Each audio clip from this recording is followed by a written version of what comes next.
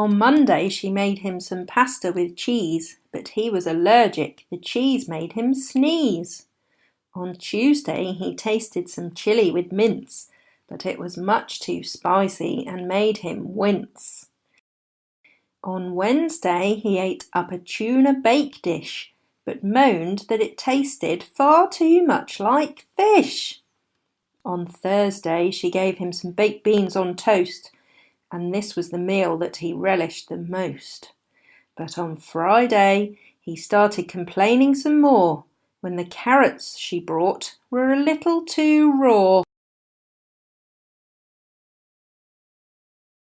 On Thursday she gave him some baked beans on toast.